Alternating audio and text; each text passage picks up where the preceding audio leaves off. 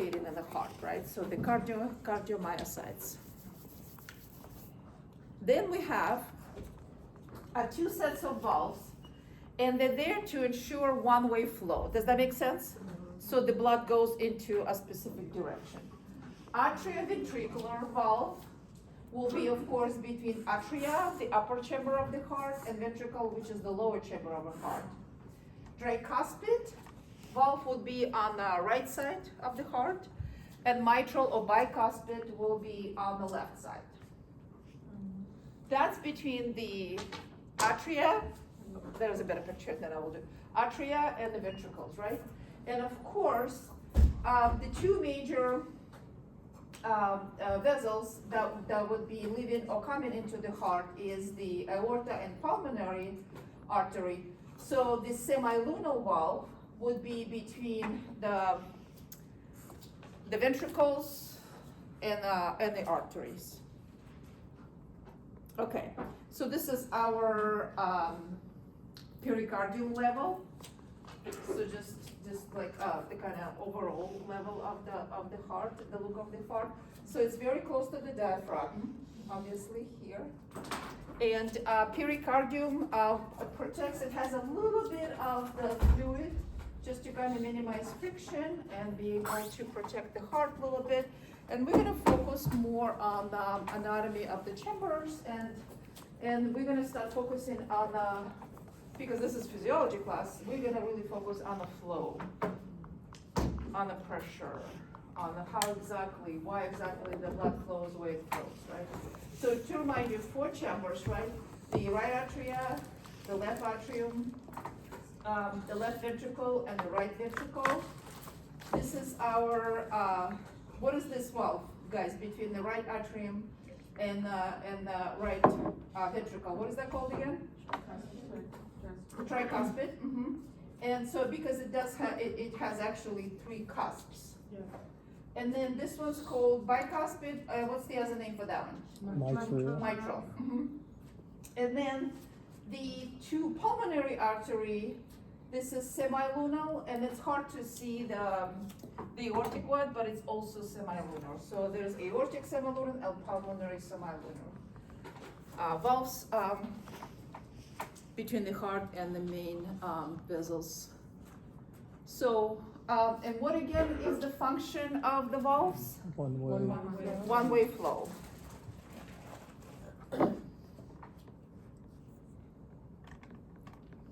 And so what is the way? So how does the blood comes into the heart? Via what? Raise your hand. Stephanie, no? Ali? Interior and superior vena cava, or cava, some people say, right? So this is our superior. This is our interior from lower part of the body, from the upper part of the body. They both drain into the right atrium, right? So that's how blood from the body, I guess, comes into the heart, right? That's kind of the first point for us. And from there, it flows where? From the right atria. Where does it go? To the ventricle. To which ventricle? Right. Right ventricle, and then from the right ventricles where? Pulmonary. Pulmonary what? Trunk. Artery. Mm-hmm. And where does it go to pulmonary artery? Lungs. To the lungs, right? So the blood from the body goes into pulmonary artery to go to the lung circulation. Why? To get oxygen. To do the gas exchange, right? To remove the CO2 and bring more O2, along with other things, of course. And then once this happens, how's the blood actually returns to the heart? Pulmonary veins, right? And where do they open? In the heart. Where do they actually float in the heart? Left atrium. Left atrium, which kind of, well, you could see there. Here's the left pulmonary veins. So from the left atrium to the left ventricle, and then where? Yeah, to ventricle. the aorta to be now distributed throughout the body. So like that basic circulation you guys aware of. So the arteries are called arteries because they always carry blood away. Arteries away from the heart, right?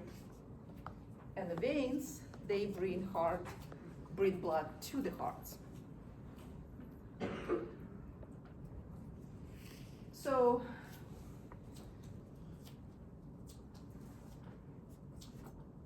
pulmonary artery carries the blood to the lungs, and the aorta with all its, branches to the body tissues.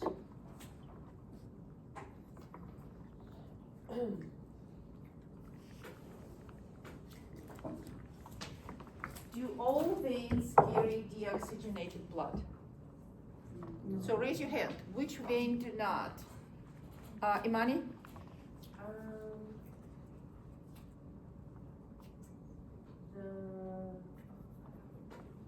This is the atrium?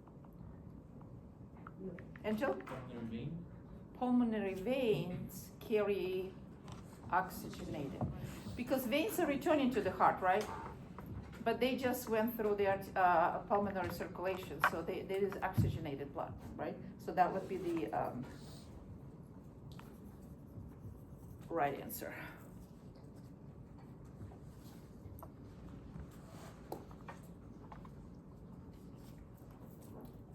And dual artery carry oxygenated blood, Kate? No. So which Pulmonary ones do arteries. not? Pulmonary arteries, they carry. Pulmonary arteries carry deoxygenated Deoxygenated blood, blood. right? Does that To the lungs. make sense, everybody? Yeah.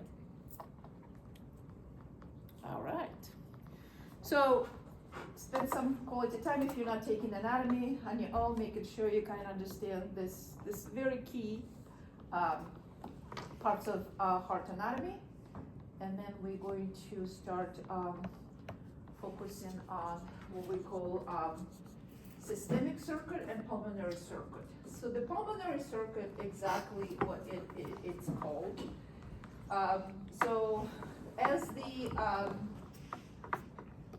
deoxygenated blood collected through the superior vena cava and the anterior vena cava into the right atrium, as we said, right ventricle. What is this called? Pulmonary arteries. Gas exchange, that we'll talk about a little bit later.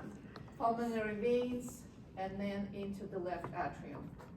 So this particular part between the right ventricle and the left atrium is our pulmonary circuit.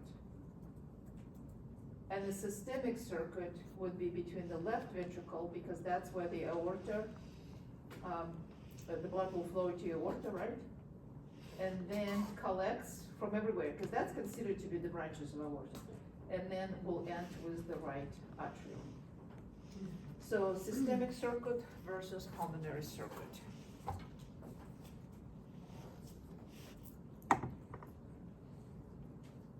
So how does the blood get to the left side of the heart from the right side of the heart? From the left side of the heart to the right side of the heart. How does it get there?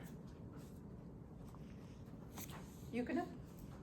First, blood will be projected to the aorta and to all body part. And then through the vena cava. Yeah. That's not the question you asked on there, though. Did I? You How- said has the blanket to the left side of the heart from the right side. How does the blood get, to the left other, so we want the opposite, I wasn't reading that either. So who can answer this part? How to get to the left from the right? Pulmonary circuit. Pulmonary circuit, yeah. Now we have to talk about a pressure gradient.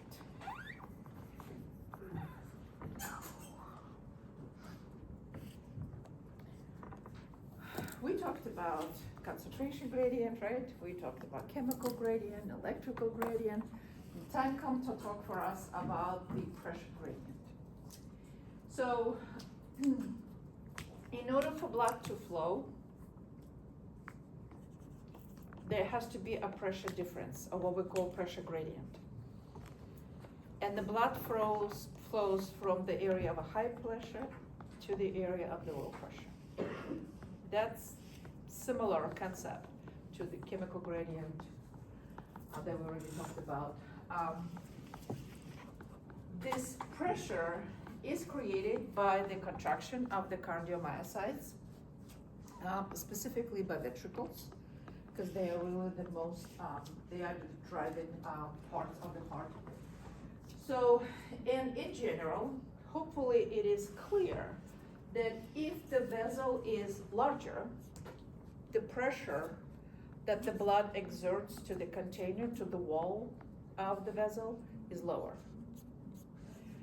And if the blood vessel constricts, that the pressure of the same volume of blood exerts to the wall of the vessel, it will increase.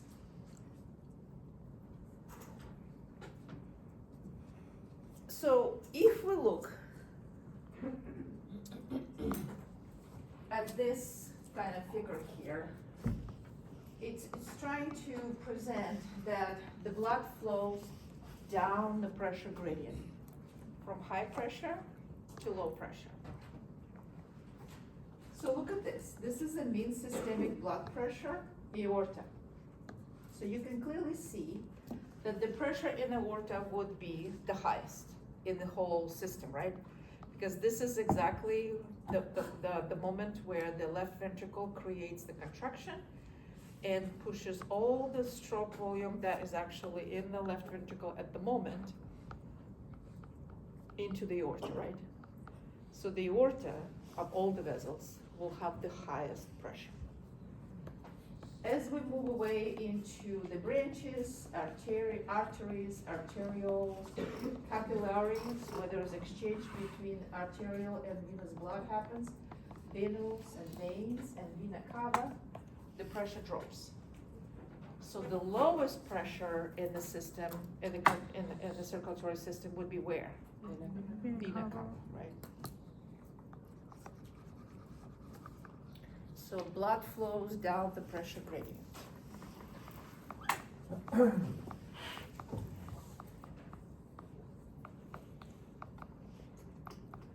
How's that similar to diffusion, you guys? Particles move, Shani?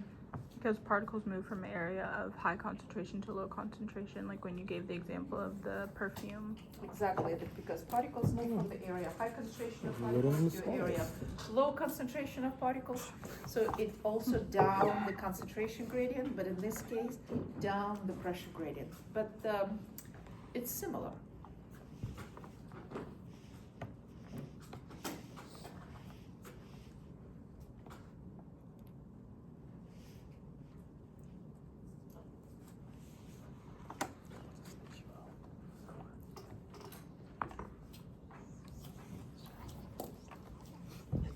Blood flow is indirectly proportional to resistance.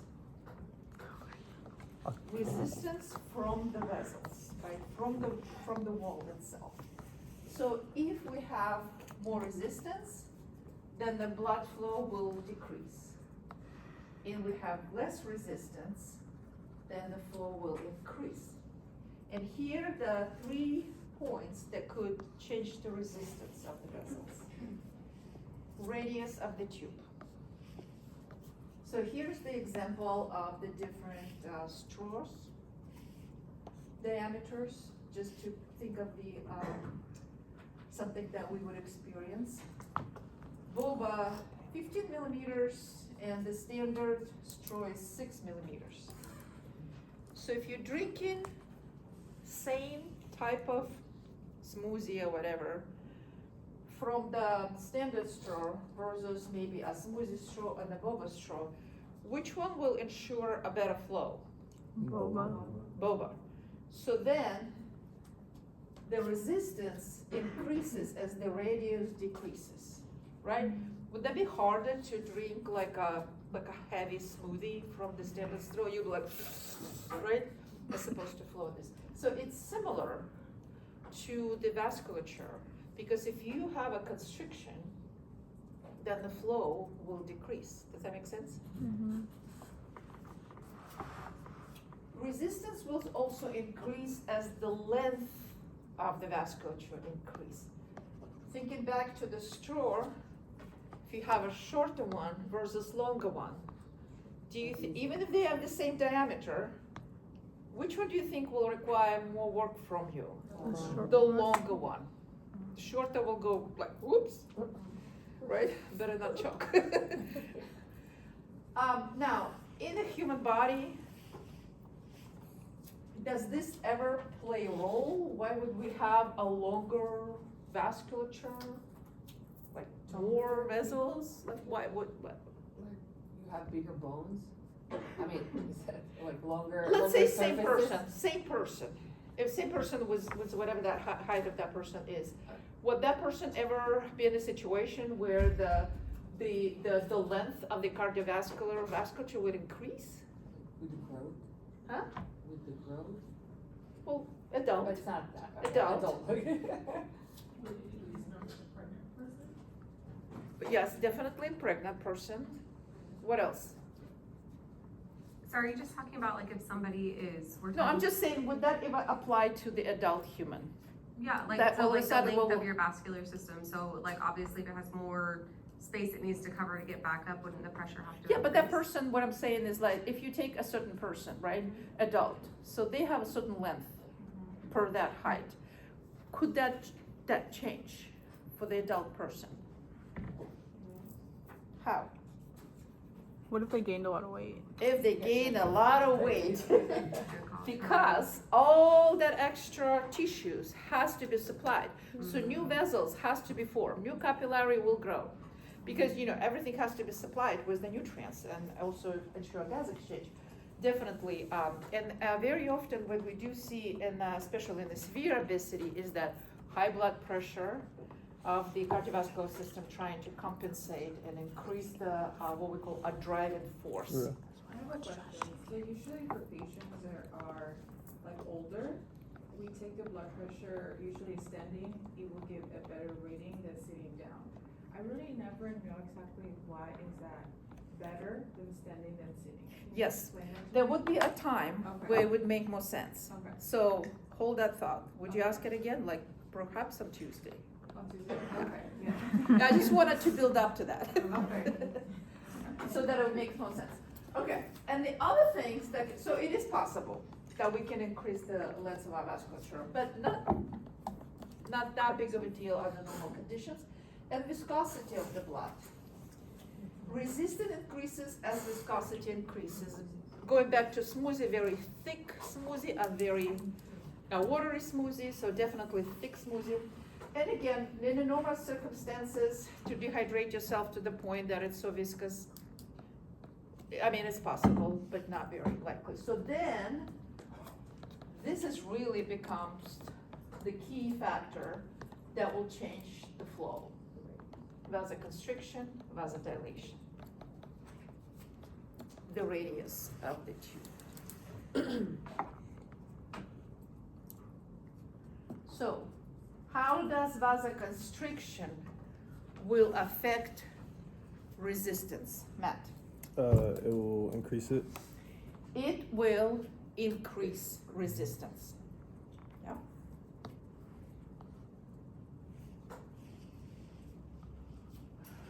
And how does this increase resistance affects blood flow? It will reduce the blood flow. It will reduce the flow to whatever tissue is experience resistance. I mean, experience the vasoconstriction.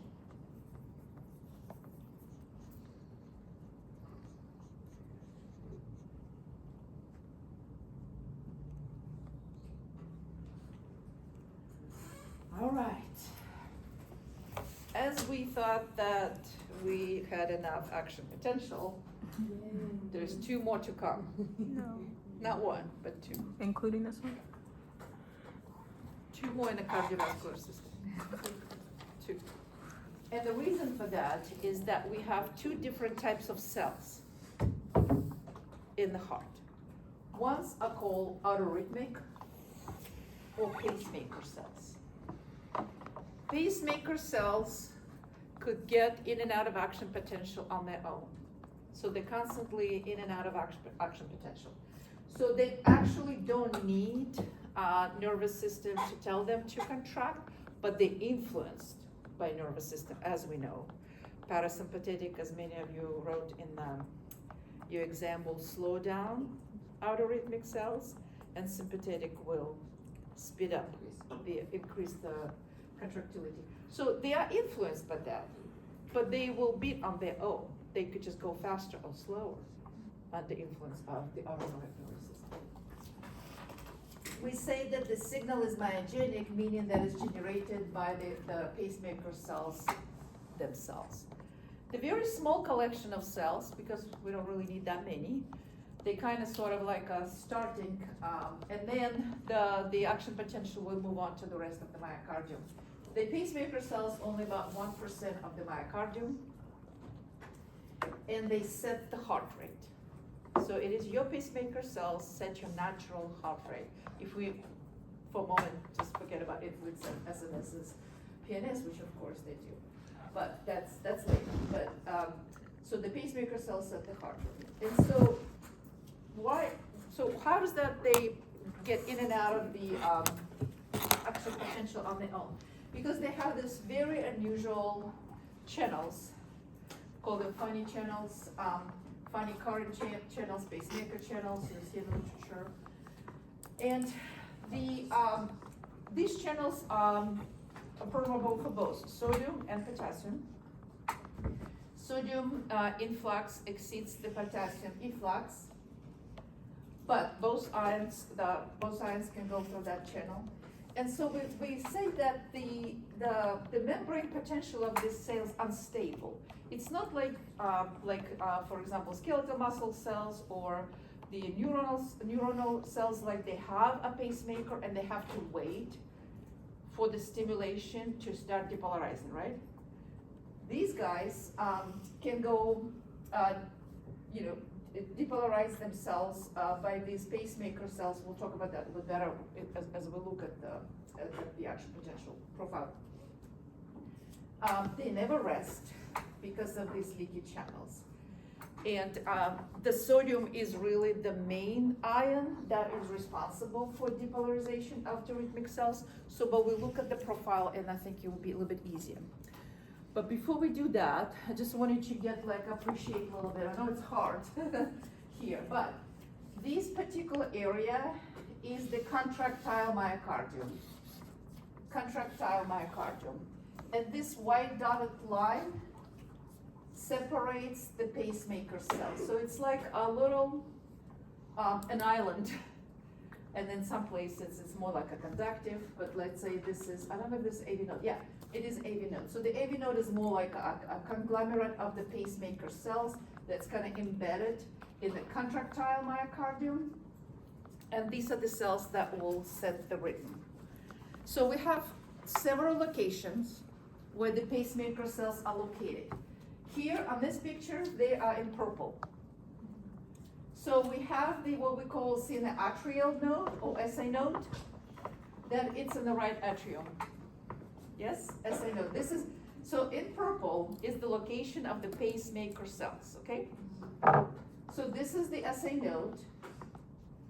And this is considered to be under normal condition, the main pacemaker.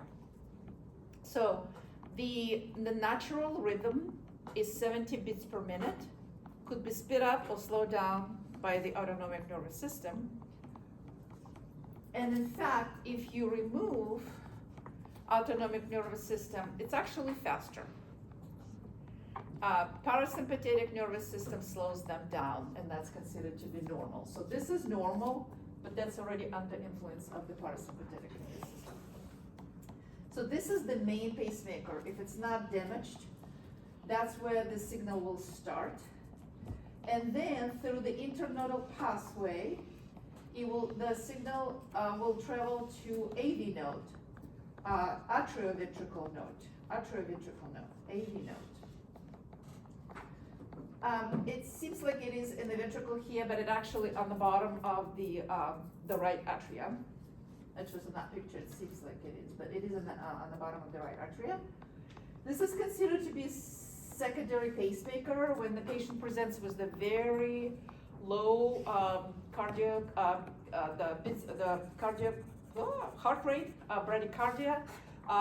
Very often we have to check if anything happened to SA node, and this has now become a leading node because because it's much slower pacemaker, so about 50 beats per minute. And then the contractile fibers, cells collecting themselves into what we call AV bundle or bundle of His. It's in the septum between a right and left ventricle. Then it branch out, we call the bundle branches, and then eventually up as Purkinje fibers. The Purkinje fibers will have the lowest heart rate and about 35 on average or lower. So look at the anatomical distribution of the pacemaker cells, right? It's interesting, why wouldn't they like just kind of come down through the ventricles, right? But see, the way they are located is the way that the signal travels, and then from the apex pushes upwards, right? Any idea how that could be maybe advantageous? Because if you look at this one, maybe that will help you even before you answer this question. So this is the conducting system. In purple, they show how the contraction moves through the heart, right? So it starts with the AV node, right? And then the depolarization spreads to nearby cells, right? And the right atria, and then the septum, not the entire ventricle, septum first, and then through Purkinje fiber, ventricle contracts. So why do you think it's advantageous to guide the? I think it's because it doesn't go back to where it came from, like it's a purpose of like organization type of thing. Like, I So remember what I'm reading about that. asking is that, why wouldn't the wave of depolarization that shows here in the purple just kind of spread down the ventricle towards the apex of the heart? Michelle? Because of the heartbeat? Because what? The heartbeat? What about heartbeat? So each time the heart beats, it changes. The Is it rub for the down. blood flow? Like it doesn't go, it pushes. like Getting it's- warmer. You can know? Something like that. To push down along the blood flow, from the artery, from the right artery to right ventricle, and from the right left artery to left ventricle. So Yes, but why not just traveling down? Why just kind of coming from the apex up? Is it so that it can have the force to be able to go back into circulation up through the aorta? Exactly. It's to, what Shani said is that this is to ensure, because if you squeeze from here, contract, and this is contract, and then where's the blood gonna go? Down. But there's no arteries from here, right? The arteries up above. So the way that the contraction goes, so it starts and they say no, these contract, yes, push the blood in there, but then instead of the ventricle contracting right away, they contracting from the apex up, so that the blood can actually go up.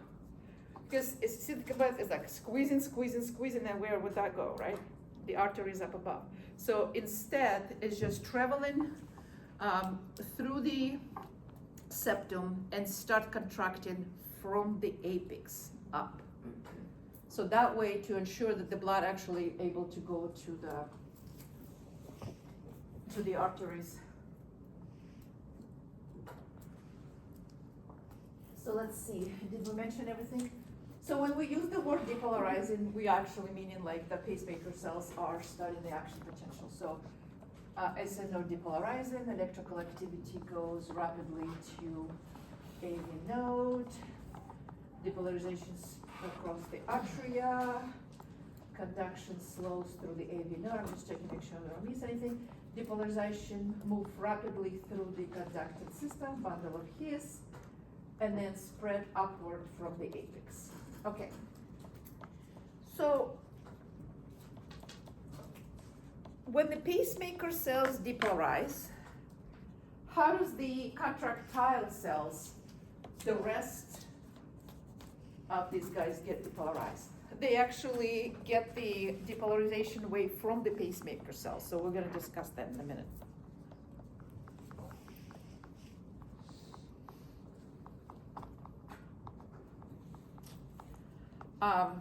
Anything else here? So the atria contract together, left and right atria contract together at the same time, and the ventricles contract together at the same time.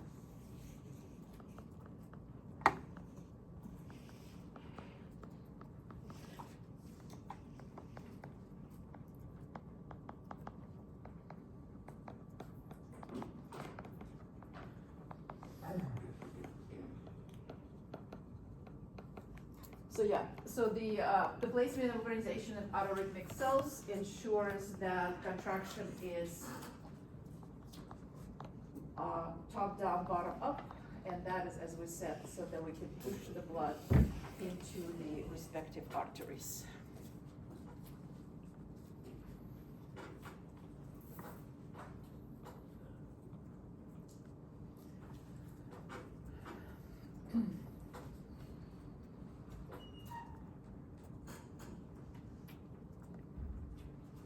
Okay, I try to highlight and make sure that when you're studying, that you see the difference between autorhythmic and the contractile cells. Because remember, they're both cardiomyocytes. Autorhythmic versus contractile. Contractile is the one that actually are not a pacemaker cells, but they contract. And the pacemaker cells are the one that set the rhythm, right? So these channels, the funny channels, right, or pacemaker channels, they, as I mentioned, they're permeable for both, for potassium and for the sodium, and they open at -60. When, so because there is more sodium coming in than the potassium leaving, we do have this wave of depolarization. And once we get to -40, we actually have something that we haven't discussed before in the action potential, is that we have the calcium channels, the voltage gated calcium channels. And when the cells, pacemaker cells get to +40, that -40, that's considered to be a threshold for the calcium channels to open. And then calcium goes where? In and or out the cell? In. So this part, right, is mostly because what? Calcium entry, which is quite different from the other action potential that we talked about that. So the funny channels actually close at -40. Their job was done to get the depolarization to -40 and for the calcium channels to open. There is also like a different type of the channels, like at the certain point, calcium channels will close, and a different, not the funny channel, a different type of potassium channels will open and allow for the potassium to leak out, allow for the cells to come back, repolarization, and get to -60 again, and that will open the funny channels again. And when the funny channels are open, sodiums come in more than potassium leaves, and we go again to another set point for the calcium channels to open. So this process goes over and over again. So these funny channels, we call it unstable action potential. These pacemaker cells go in and out of the threshold, and 70, 100 times per minute. You said what is referred to as unstable action potential? the fact that they don't have a stable resting Okay. membrane potential. So they always move in between -70 and -40, I mean -60 and -40. Okay. Right? They don't like sit and wait for some kind of signal to come in. Gotcha. They keep moving, swaying back and forth between -60 and -40. And as I said, the hallmark is -40, that the calcium channel open and allow for the wave of depolarization. So this is the action potential for the autorhythmic cells, right? So the other way you can think about it's never resting, right, because of a leaky channel.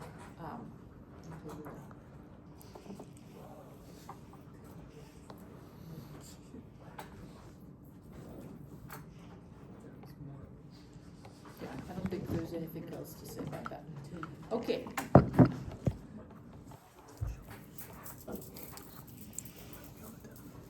So we mentioned that the cardiac muscle cells, cardiomyocytes, are also striated, but they're different from skeletal muscles. They have a single nucleus, they're not multinucleus as a skeletal muscles. And the other thing that's super important is that they have something that's called intercalated disc. This is really important.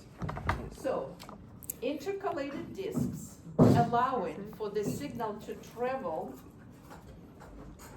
between different cells, right? Because the wave of depolarization can start on SA node and it needs to travel to entire atria, right?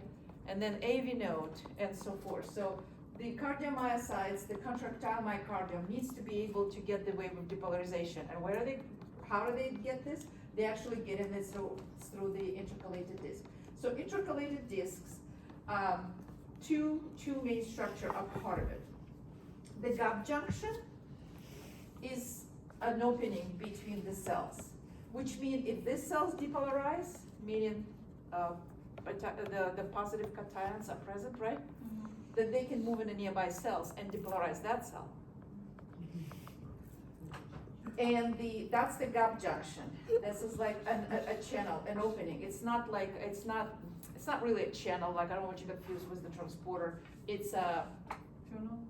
It's a channel. It's like a bridge. Like It's a bridge. Well, canal. It's gonna be on the tab. But, so the wave of depolarization can come from one cell to another. The gap junction is the part of intercalated disc. And the second part is what we call desmosomes. This is like they have many different adhesion molecules. You don't really need to get to details of all the cams and stuff like that. These adhesion molecules are allowing for the myocardium to contract as a one unit. To kind of allow for the force of the contraction to be transferred from one cardiomyocyte to another one. The T-tubules that we also see in cardiomyocytes, they actually larger than the skeletal and they branch out again to allow for the wave of depolarization moving really faster because heart needs to contract really quickly.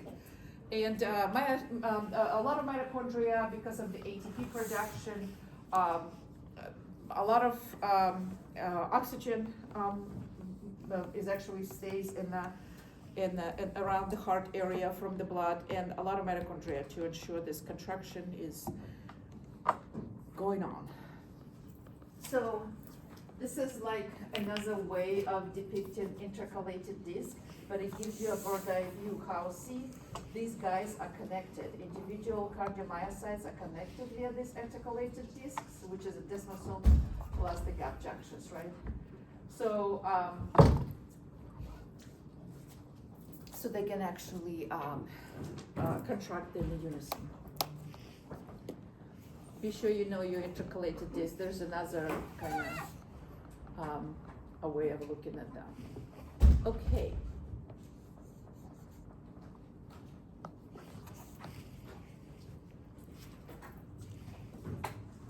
So what again is the role of intercalated discs?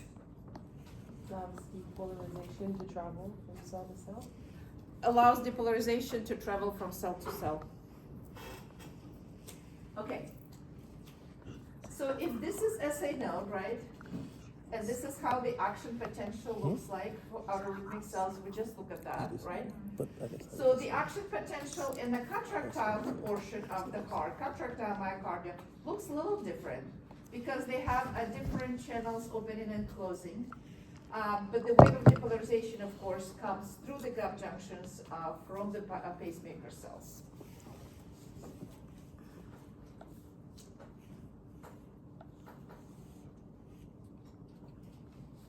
Okay.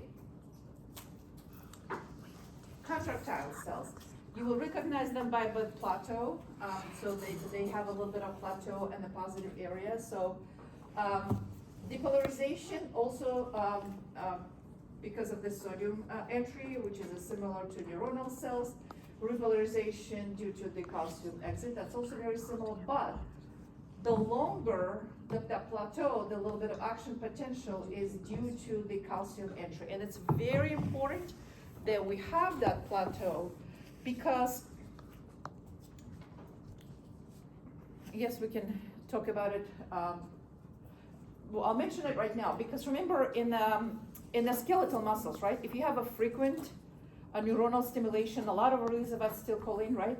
You can get your skeletal muscle in a tetanus, right?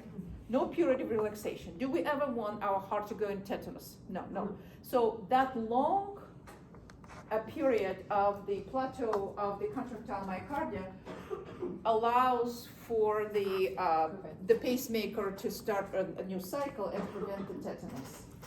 So let's look at this. The previous slides kind of describe all that a little bit more.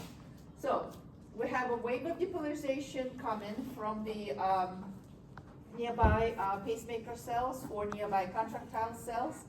So the wave of depolarization leads very similarly through the T-tubules and the calcium channels open. These calcium channels that's in the T-tubules and also the calcium channels that's in the sarcoplasmic reticulum will release the calcium. And for this one is a little bit different such that the cardiomuscular cells rely more on the calcium entry inside than the skeletal cells. Skeletal cells most rely on the calcium release from sarcoplasmic reticulum. So for here, this is the two sources of calcium. And it's also very similar that this uptake of the calcium creates actually very similar cross bridges like in the skeletal muscles where the calcium binds troponin. And so that would be a lead to contraction, and the relaxation would be again very similar, is that a removal of calcium through the calcium ATPase into SR or through the sodium calcium exchanger out into ECF. And of course, because sodium entry will be homeostatically controlled by the sodium potassium pump, so extra sodium will be pumped out. But the sodium is used as the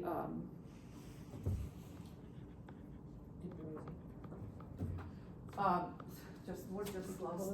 You guys know that. So sodium in, calcium out. What is the name of that? Antiport. Oh. Just lost it. I couldn't remember the word. So sodium All is right, used as an the antiport.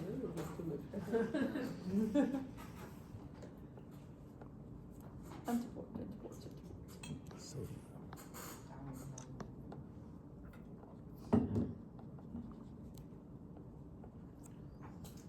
Okay, so when you see this profile, you know that's a contractile myocardial action potential we're talking about here. So they do have the resting membrane potential because they're waiting for the wave of depolarization, right? So it's at -9. Sodium entry is responsible for depolarization. Now at this point, +20, the sodium channels will close and sodium entry will stop. And the calcium channels will stop, will open. And these calcium channels, so what happens to the calcium? Which way does it move? Inside. So yeah, it's influx. So, and additionally, what happens at this point is also there is a separate potassium channels. They have a lot of different names. You guys don't really need to memorize them. Just kind of know that there is actually the sodium potassium channel that's gonna open. So they will eventually lead to the wave of repolarization, but it will be plateaued a little bit because of the calcium. Because obviously it's entering, so it's keeping the depolarization a little longer. So basically, it goes. Potassium will exit, but because calcium is entering, it's kind of delayed It's delaying repolarization. the- Yeah, it's a okay. delayed repolarization because of a calcium entry. And then it will get to the resting potential. But as I said, that plateau, what we called, or delayed repolarization is important to prevent tetanus of the heart. So here, if you look at this comparison of the cardiac muscle to the skeletal muscle, right? So in red, you have the action potential, which is that plateau thingy in red, and then the muscle will contract. So action potential, calcium channels open in T-tubules, and the sarcoplasmic reticulum, calcium spark, troponin, contraction, right? So what they did here to show you is like, first of all, look at the timing here. So this is in milliseconds, and this is in milliseconds, right? So look at this prolonged action potential. Contractions are quite similar in blue, but the action potentials are quite different.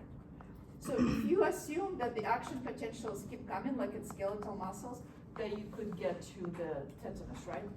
But because the action potential almost as long as the contraction, so the contraction and the relaxation cycle at which will finish, and then another contraction will start. So you're not gonna get into situation of a tetanus, because here, see how you could, right? It's like, the muscle is contracting and you could not let it relax, because you can allow for more action potential for skeletal muscle to come in. You can lead to summation. More locally frequent action potential could lead to. So that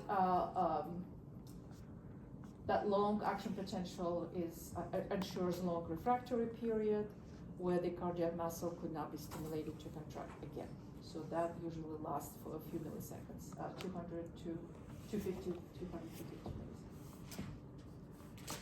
Okay, so now let's talk about terminology that's going to be important for the blood pressure, blood flow, the driving force. So first, stroke volume. The stroke volume is the amount of blood pumped by one ventricle during a single contraction. 70 ml.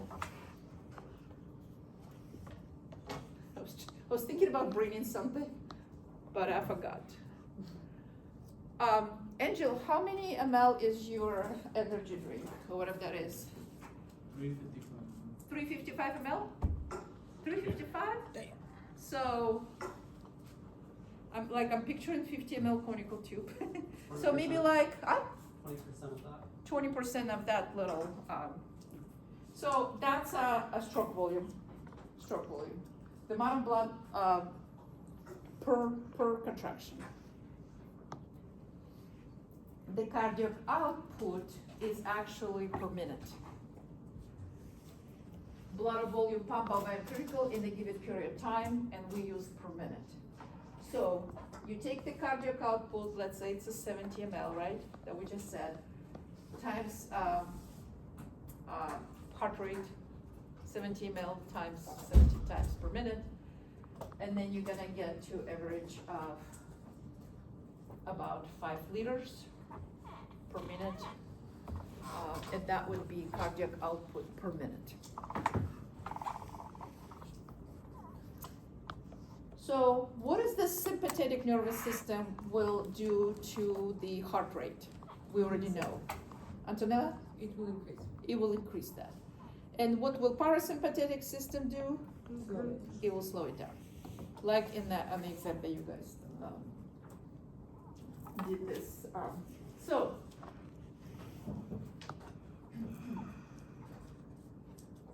autorhythmic cells have the beta 1 adrenergic receptors that will respond to epinephrine and norepinephrine.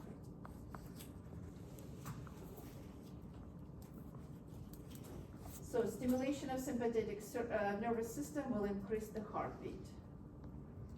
Beta 1 receptors. Mostly noradrenaline, but so is the adrenaline, norepinephrine or epinephrine. They're just using the norepinephrine as example. So beta 1 receptors. And then for the organ receptors for the parasympathetic nervous system, question you had, what's those called? Muscarinic. So the muscarinic receptors, acetylcholine and muscarinic receptor will slow down the heart rate. But we need to understand what exactly happening. How does it slow down? And that's where that seemed to be complicated table is. But I encourage you to spend time now because it's not that complicated. It just has a lot of information. You have to follow it slowly, okay? So let's take parasympathetic nervous system. We know that the neurotransmitter is acetylcholine. They're skipping the preganglionic neurons here for simplicity, and we are already at the postganglionic neuron. So muscarinic receptor on autorhythmic cells, yeah?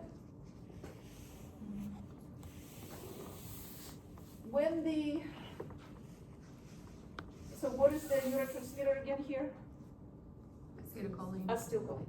So when the acetylcholine binds to muscarinic receptors on autorhythmic cells, it changes a few channels permeability to ions.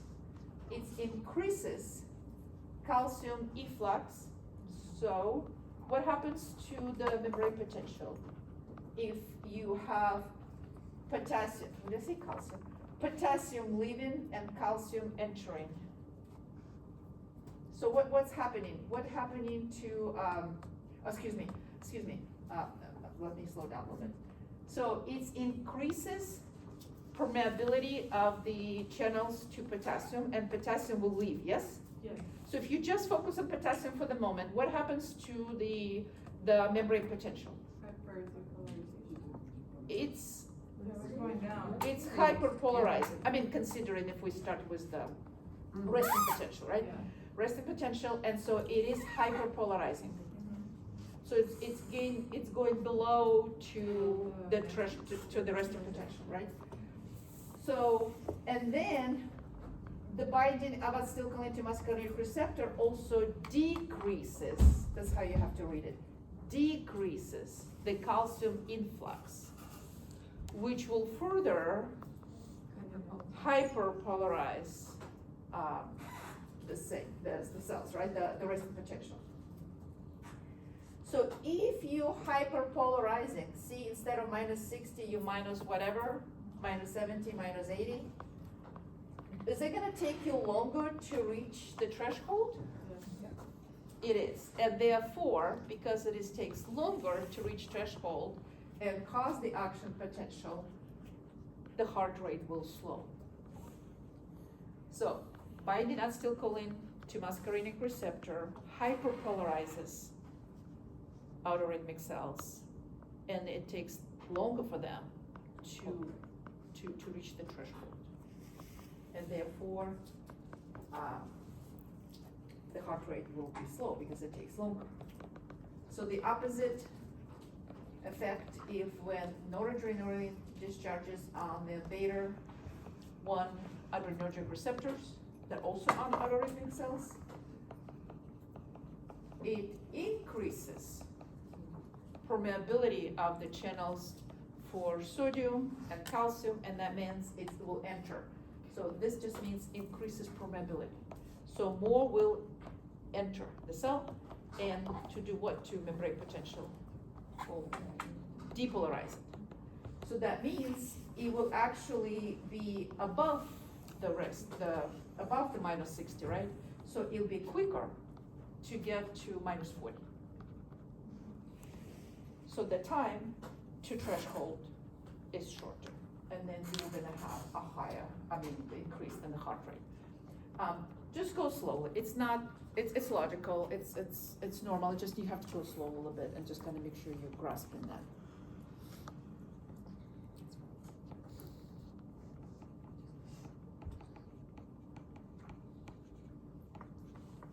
Yeah, this is a very good, for you guys to spend a little time. So, you guys gonna do EKG next week on yourself, would that be fun?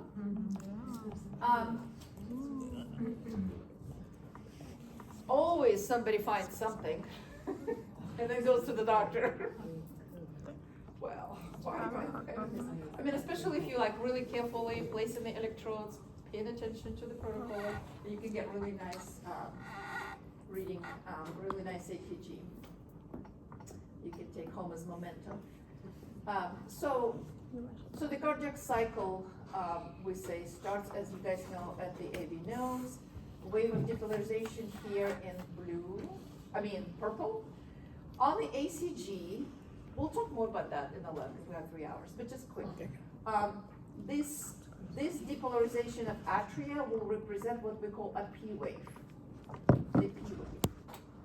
That segment says that atria are depolarized. Then the atria will contract following this, but remember ACG is only measuring electric activity, it's not measuring contractile activity. So it's only measuring depolarization, repolarization. So depolarization of atria will represent as the P wave. And then, of course, we know signal will go through the bundle of His, and that shows as the Q wave, and actually it looks like below our main line, and that's because usually, the way that heart is oriented slightly to the left, and then the way we put our electrodes, at least the way we're gonna do it, because we're only gonna do 3 or 4 electrodes, we're not gonna do the 12 probe system. And sometimes, of course, cardiology will flip it on purpose, but on the regular setup, when you have a positive here, the wave of depolarization moving towards the positive will give you a positive peak. So we'll talk a little bit about that. And then when it goes away from the positive, there will give you a little bit of a negative peak here. The wave of what we call QRS, the QRS wave, this is depolarization of ventricle, much larger wave, and then eventually the ventricle will repolarize, and that would be our T wave. So we will see the T wave here. We cannot see repolarization of the atria because it happens here and masked by the large QRS ventricle depolarization. But again, spend enough time in the lab about that, so we could move on here. You can click on that to do a little.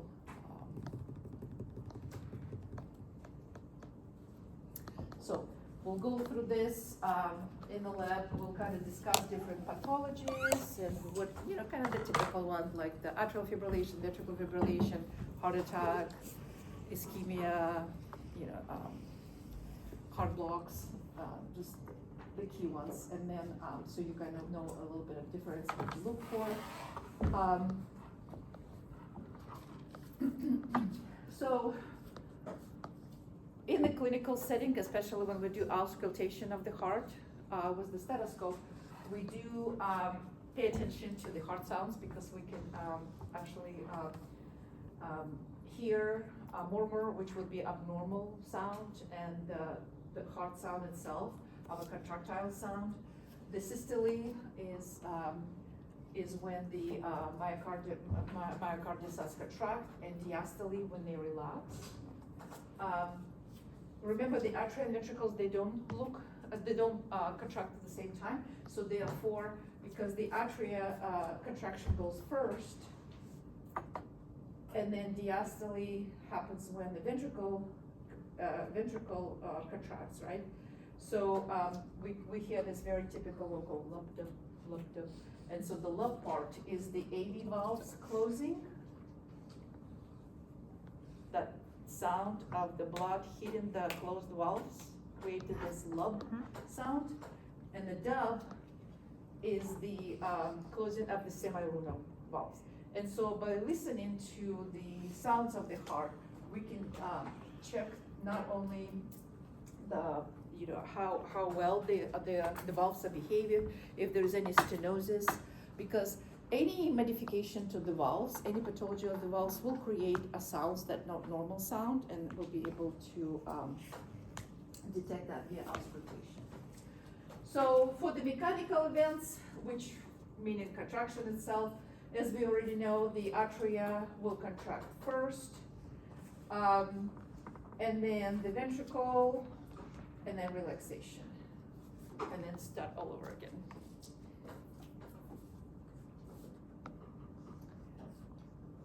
I do want you to hear the sounds, because I think, And the winner is T-Mobile Home Internet. J.D. Power's #1 in customer satisfaction. I don't know if I'm so excited. My T-Mobile got crazy expensive. What are the other good provider that you guys using? What are you using? If you want cheap, you should get. Which one? If you want cheap, you should get Mint Mobile. I want very good coverage, but not crazy, because I just got a bill and it says, oh, now we increased it by $60. I'm like, what? You gotta get Boost Mobile. What? Anyway, that's not. So, we're not gonna Hello, watch the welcome whole back. video. My name's Dr. Just a little Coleman, bit. and in this tutorial we're covering heart sounds. So Oh. let's get straight down to business. Heart sounds are usually presented in medical notes in an abbreviated form. Is that because, why is it not showing? Yeah, we can hear, but he also, some of his graphics is useful. I'm just surprised why you guys could see the other part.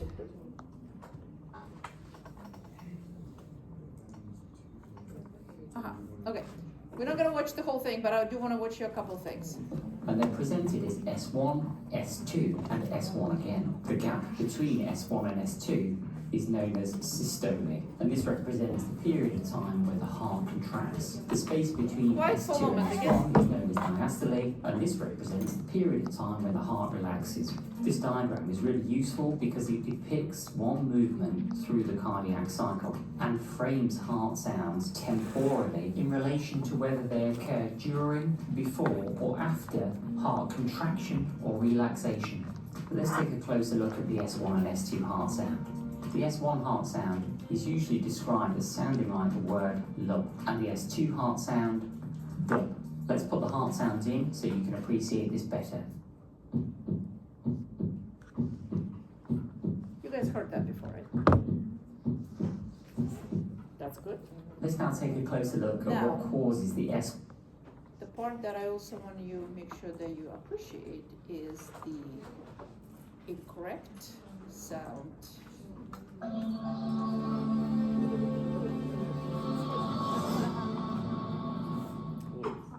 Hello and welcome back to the Learn Medicine Show. My name is Dr. Coleman, and in this episode we are covering 4 heart murmurs which typically come up in exams. We're going to start by covering the basic heart sounds, and then we'll add in the murmurs so you get to know these.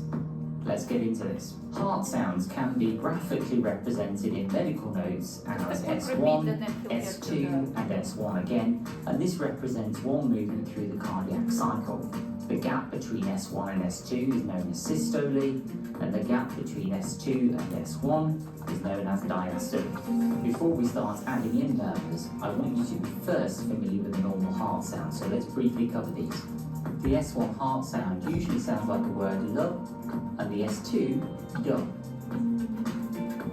Let's add in the heart sounds briefly so you can familiarise yourself with this.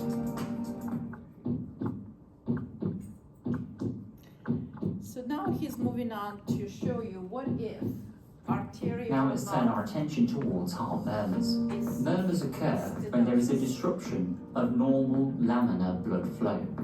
The disruption can be caused by physiological or pathophysiological conditions, and this leads to turbulent flow, which produces audible vibrations. And these audible vibrations vary in their volume based on the turbulent flow produced. And these pictorial representation of sound waves are what we use to document.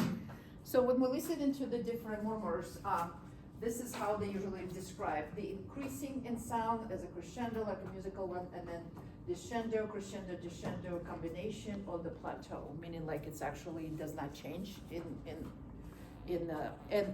they, as he mentioned, they are made possible by the changes in the flow because of some kind of anatomical or physiological Murmurs in our heart sounds diagram. So let's get down to business now and start by looking at systolic murmurs.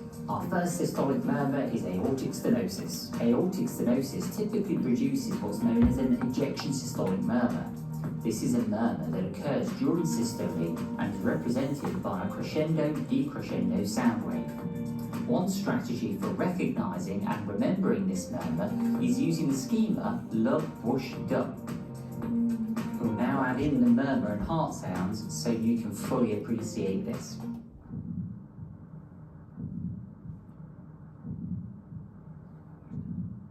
Do you guys hear a little whoosh? It's very hard. Oh. Yeah, it's echoey, but it shouldn't be, right? So it definitely takes a lot of training to differentiate all those different murmurs, but they're very, very valuable tool. The rest of the what am I doing? The rest of the slides, the links are really just if you're interested to know a little bit more about cardiovascular disorder, because see, now that disappeared. Why did that disappear? Is to remember that cardiovascular disorders are still the #1 killer in the world. So this one speaks a little bit about the mortality and causality. And so they still, unfortunately, a big deal, and the number one cause of death worldwide. So it's a pretty big number. Maybe there is because they usually kind of behind a little bit with their world data.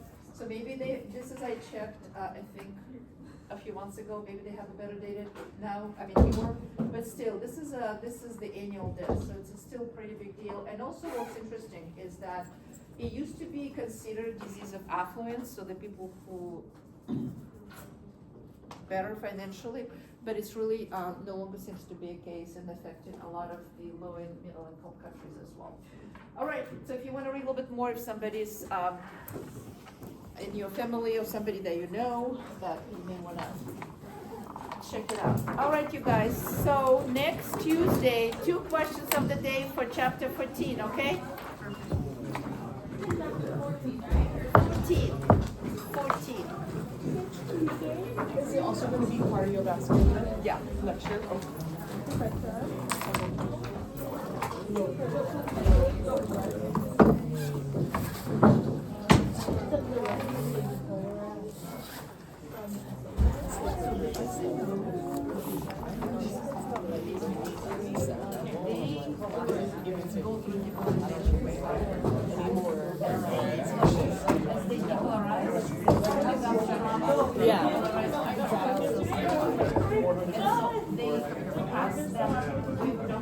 Between each other, and now this is the atria, ready to produce.